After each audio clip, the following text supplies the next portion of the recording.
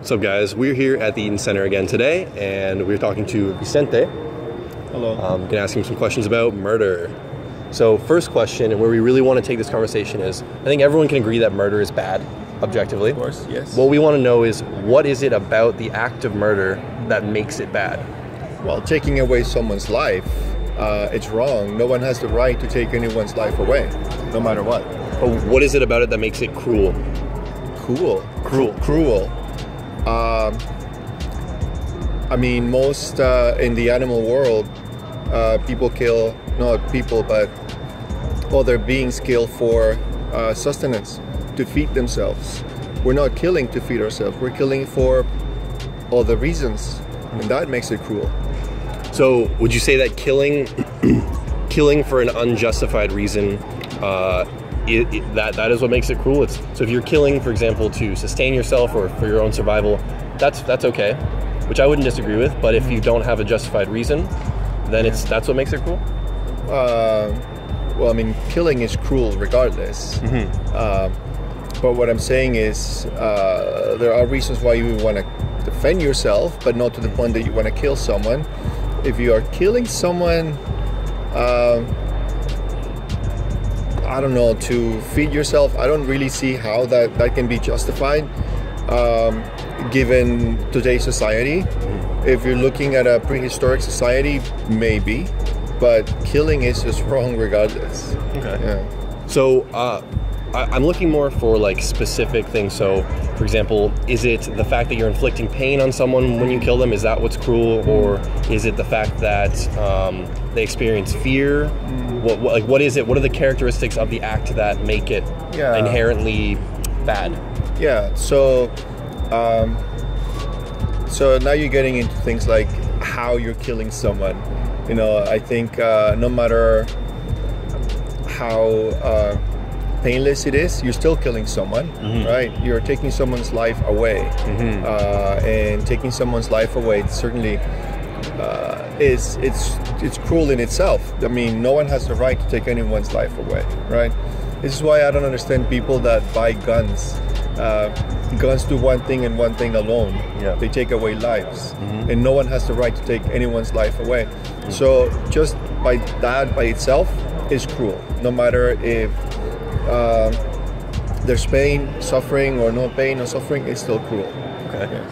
So there's an unnamed philosopher who I was reading about his views on murder, and his explanation for what it is about murder that makes it cruel is the fact that you've taken away the person's opportunity to live the rest of their life. Yeah, that's basically what I'm saying, right? Yeah. You're taking away someone's life. Do you agree with that? I agree with that, yeah. Do you think that, what are the qualities that a being should possess in your views in order for them having the ability to live out the rest of their life is a valuable thing? I'm not sure I understand. I mean, we all, as humans, we all have our own abilities, our own ambitions, and as long as our ambitions are not to kill other people, then we should be allowed and permitted to live to the end of our lives. You know. What would your opinion then be of, say, someone who couldn't speak, or maybe even if, say, they were in a coma, they were a complete burden on their family, they basically were brain dead, they were essentially just a living, functioning body. Would it still be cruel to take away their life if they can't consent? So you're talking about euthanasia and mercy killing and like... Well, euthanasia specifically in a person who can't consent to it, so you can't assume whether or not they want to live or not. I don't know. I try to put myself in that situation if I'm brain dead, and depends really. As an example, I've given my wishes to my wife of what to do if I ever get sick, and I happen to be in that situation, and I've said, yeah, pull the plug. But I'm consenting before I get to that situation. Yeah. If you never actually consent and get to that situation, I don't know if it makes it cruel. I think now you're comparing ending your life versus living a life of agony and suffering, which is really not meaningful. I mean, I think every situation should be looked at individually. In situations like that, oftentimes it's women who end up being taken off life support more than men. Really interesting. I've seen that, and I think it really depends. It depends on each situation. In some cases, I would agree. The family will have to know the best wishes and what is best for the person. And will that make it cruel? Well, perhaps it is cruel to end someone's life, but it has a good positive ending, which is ending someone's suffering. Do you think if you could reasonably assume that person did want to or have a vested interest in continuing their life, then it would be unjust to take it away from them? Repeat that. If you could assume, say I couldn't speak, for example, but my eyes were open, I was conscious. Yes. You can assume that I want to continue living. Okay. Would that be cruel to still take away my life? So then yes. Okay. Then yes. Most people will be altruistic, and they would say, listen, I don't want my family to suffer and have to care for me because I'm brain dead. I'd rather just want them to end my life. Most people will be altruistic in that way. But in this case, it's the opposite, where I'm saying, you know what, I don't mind that I'm brain dead. I still want to live no matter what. Then if you take that person's life away, of course, that makes it cruel because they're not able to consent. And their wish is to continue living. Okay. Yeah. So let's broaden the umbrella of compassion here a little bit. Do you think that, so if it's cruel, or what is cruel about killing a being is that you're taking away the opportunity to live the rest of their life, right? Would that extend to animals morally?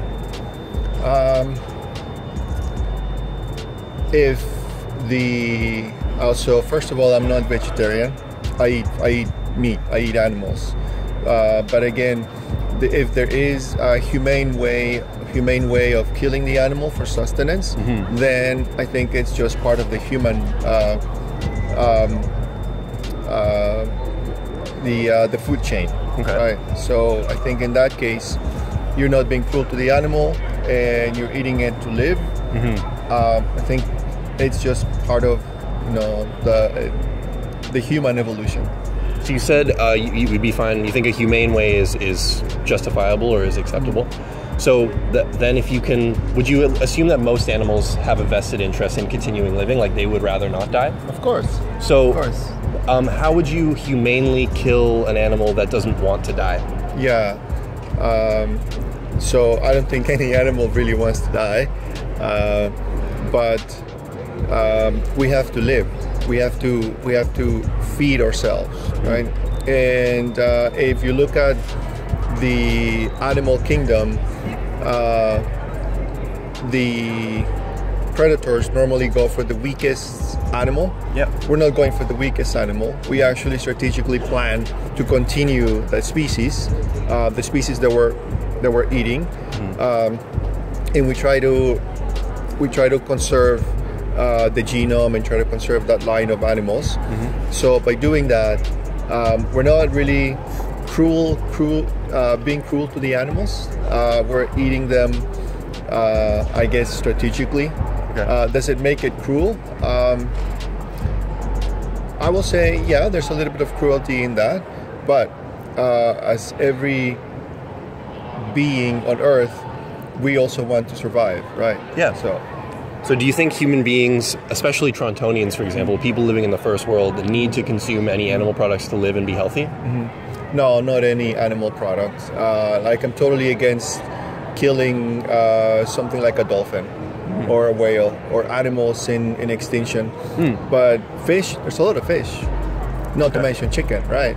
And I always joke about, when people finish eating their dinner and they say, oh, that chicken was delicious. And I always say, I bet the chicken would disagree. So I say things like that because I know that you don't have to be cruel to eat well. Yeah. You just have to engage in a humane way of consuming the animals. I think it's really interesting what you said about the dolphin or the whale, for example. Can you point to a specific characteristic of one of those animals, for example, or a similar animal that makes them have more worth than a chicken or a fish? Because is the fact that because there's more fish, it's more justified to kill them, to eat them, or what is the quality of? Yeah, it's intelligence. I will say it's intelligence because they resemble more the intelligence of a human.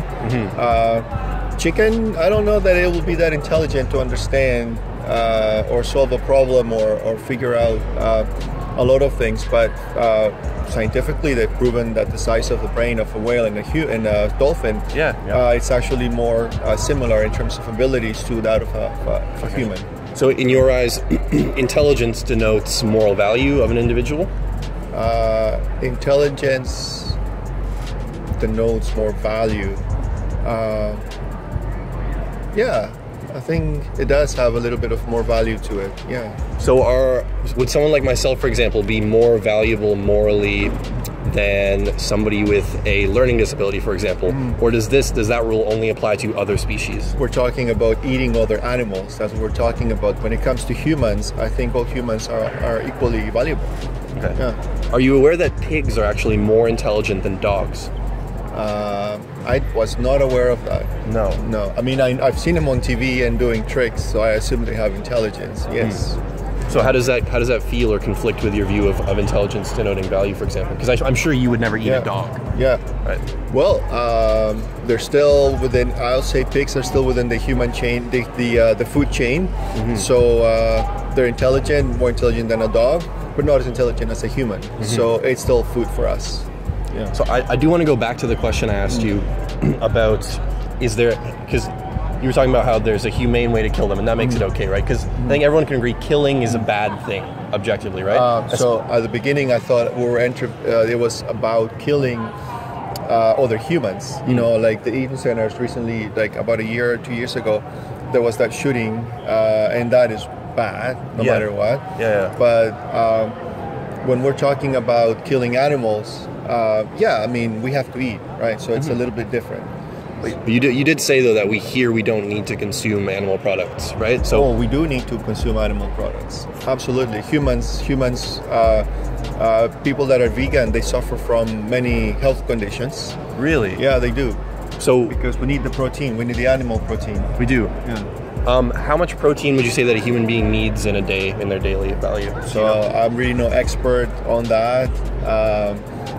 My daily protein consumption is about 40 grams of protein. Yeah. Do you think that's possible to achieve just exclusively eating plants? You could live eating plants. I mean, I was vegetarian for 10 years and I was hungry 24/7. I did not enjoy it. I was always hungry, and I cannot tell you that my health was any better than it is today. Okay. In fact, I'm actually better now that I eat animal-based foods. So I think people would agree that there are quite a number of nutrients of things that would be considered good for you in like things like red meat and that. How do you think those vitamins and minerals get into the meat? So of course the animals will eat what they're being fed, and then it goes into their body. But we're talking about two things: one, what they eat, and also what they're made of. And I think that what they're made of is actually more important. It's what we're talking about, right? The protein. So you can feed a human vegetables and plants, but they're still made of protein. So you can still, say that, hey, eating human is still eating protein. So protein is very important in your eyes? In my eyes, absolutely. Yes. Have you ever heard of a human being protein deficient, going to the hospital or a doctor from a protein deficiency? I've heard of humans being anemic from protein deficiency, yes. In fact, I was having this conversation with my wife yesterday or this morning, that I just went to the doctor before coming here, and I went to book a physical. In fact, if I find my card, I can show you the card from the doctor. And I'm trying to book a physical because as a child, I never ate meat. I never ate meat. As a child, I ate a lot of bread, potatoes, rice, some plants, and lo and behold, I was anemic. My mother had to pick me up from school when I was ready to, I had passed out in the middle of class. And I actually spent a lot of time at hospitals and doctor's appointments, and every time I got blood taken out, I would faint because I was protein deficient. So, to your point, people are not rushing to the hospital to say, look, I'm protein deficient, please help me. But there are true and real conditions of lack of protein in people's diet. So is anemia due to a lack of protein, or is it a lack of iron? Well, iron exists within animal protein. Yes. So are there other ways that you can like, for someone who's anemic, I believe the definition of anemia is lacking enough iron, right? It is completely separate from protein. You can get iron from meat, but there are also many other sources you can get iron from. Yeah, it's funny actually. I'm trying to educate myself on nutrition for this particular reason. And there are 2 types of iron that you can consume. I don't remember all the details. I can certainly go I can go on Bing and look it up. I'm not a Google fan. I can go on Bing, right? Bing, yeah, go. So I can go on the internet and look it up and figure out I remember what that is. But yes, there are 2 kinds of iron, and one is the animal-based iron that the body readily absorbs, and the other one is not animal-based, and the body does not absorb it as well. I don't remember all the details, but I do remember reading about that. Yes, that's an interesting point. So I do want to cycle back. I feel like we haven't gotten a full-on resolute answer to the question asked about is there because I think a lot of people in our society are like, I realize what happens in factory farms. I think that's cruel, but I think that if we can kill animals ethically, that's okay. How would someone go about ethically killing something that you can assume wants to continue living? What is an ethical way to do that? How do you go about that? So I don't know how they do it, or how they would achieve it. I really cannot prescribe to McDonald's how to do it, or to any other farmer how to do it. Yeah. But I am in my late 40s. I think I've lived enough, right? So if I were to choose between my life and say my son's life, who's 21 years old, and we're in a situation where we have to choose, I would go and say, you know what, I'll sacrifice myself for you. You have to live. Same with an animal. If we let the animals live a happy life for the majority of their life, they're gonna die eventually, right? Yeah. So we're all gonna die eventually. So I'm not saying just because they're gonna die, it's okay to kill them. But if you give them that life before you eat them long enough that they're happy, I think it sort of helps with the ethical problem. Now, some would argue, because I've heard this point made a few times, that it's even potentially more cruel to kill an animal because, so for a farmer to raise an animal in a happy way, they're well fed, they have lots of freedom, they can roam around, they build a level of trust with that farmer, for example, right? There's someone that they love, it's someone who cares for them, and then for that person to take their life away, knowing that they don't know when they're going to die, right? Instead of letting them live out their natural life, for them to then put them on a truck to a slaughterhouse is more of a betrayal than having them living in a small metal crate where they're suffering and would probably rather be dead. Yeah, so I don't deny that animals do get attachment to people. There's a lot of cases where there is imprinting from the animal to the first thing they see, the first thing they see. I've seen cats who behave like other animals they grow up with. I've seen that. So imprinting is definitely a thing that really happens. So the animal imprints on the farmer, and I don't know if that really becomes trust or instinct. We were talking about intelligence level before. So a lot of it could be instinct that we attribute as humans. We attribute it to be intelligence. Same for dogs, because we think they're like, they're intelligent and they're like us. Really, we shouldn't eat them. But really and truly, given the situation, right? You're starving yourself. Yeah, you're gonna eat any animal. So I don't really think it's betrayal in any sense, because we're assuming a sentient, an extremely sentient being that it's extremely intelligent, but really they're not. I mean, look at us. Look at the things we invent, right? Animals don't do that. Okay. We've been to the moon. Animals can go to the moon. Look around, like we build it, right? So that's the level of intelligence we're talking about. You're never gonna get that from a chicken, right? So,